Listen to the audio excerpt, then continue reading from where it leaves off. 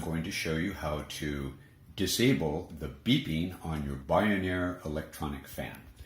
Now, I started this video sort of halfway, well, part of the way through my disassembly. This is going to be kind of an informal video.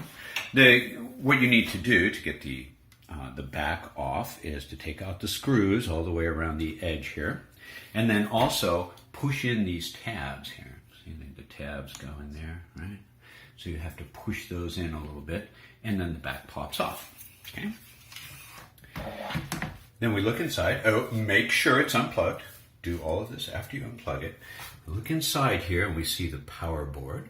This is a board with these blue relays on it.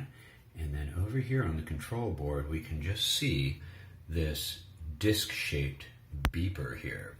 Now, one thing you might do, if you're daring, we'll disassemble it a little more and see what happens. But it looks like you might be able to just drill a hole in that beeper there, and that'll shut it up. Okay, one more thing I want you to notice about the internal structure of this thing is that this is the thermometer here. Okay? A lot of people complain about how the thermometer is not very accurate. Indeed, if the thermometer is right here inside the case, then you can see how that would make the thermometer inaccurate. If you're really into the thermostat on this unit, I'm not, I don't use it, you might try moving this, like drill a hole in here or something and make it so that it can actually feel the real air temperature. But I will leave that as an exercise for the reader. Okay, now I have removed 4 of the screws that hold on the faceplate. That's a gray faceplate that you see when you look at the unit from the outside. And it was also necessary to remove loosen the power board here. So I had to pull off this little connector here. It comes right off. Just pull on. Try not to pull on the wires. Pull on the plastic body here.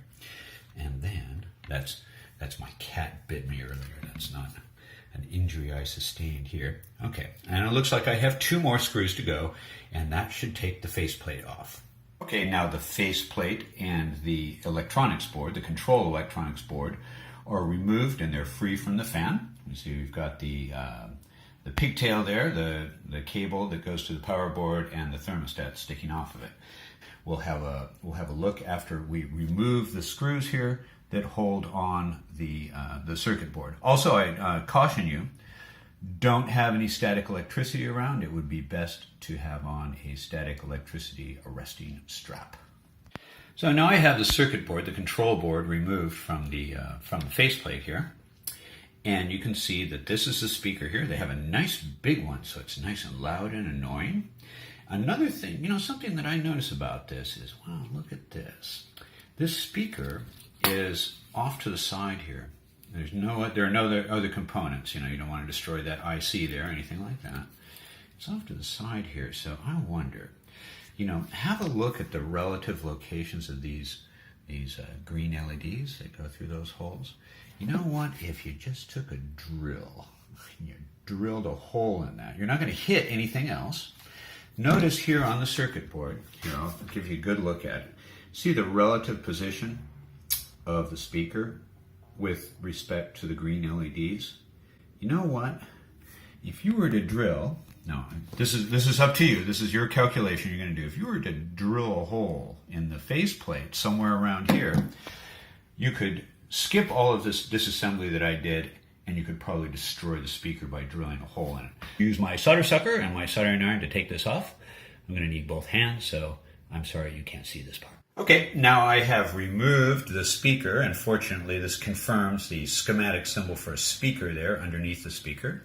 Confirms that this is in fact the speaker, and this is the origin of our problem. And now once again, I'll help you out with my tape measure here in centimeters and in inches to sort of help you figure out. See, look at that. You go like 5/8 of an inch past the last LED. And I bet if you drilled a hole there, you'd have a permanent hole in your faceplate here, somewhere around here. Drill a small hole.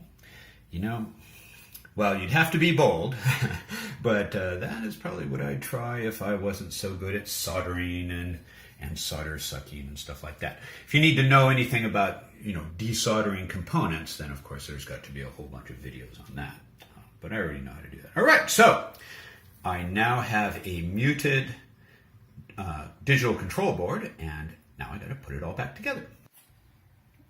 Now the electronics is all reassembled. Make sure to put the thermometer back where it belongs and reconnect this ribbon cable here. Delightfully, there's no more speaker there. This is also an excellent time to clean the inside of your fan. So I took a few extra moments to clean off this and also clean off the grill, which I am going to reinstall next. Okay, now the window fan is completely reassembled, and let's give it a test. Look at that. It is now silent except for the cooling breeze. There we go. So that's how you get rid of the evil beeping speaker in the Bionare window fan. A note for the manufacturer is, why don't you just leave that component out so we all don't have to do this? Nobody wants that stupid beeper anyway. Okay, well, thanks a lot for watching. And this is John McGee telling you about Bionare fans.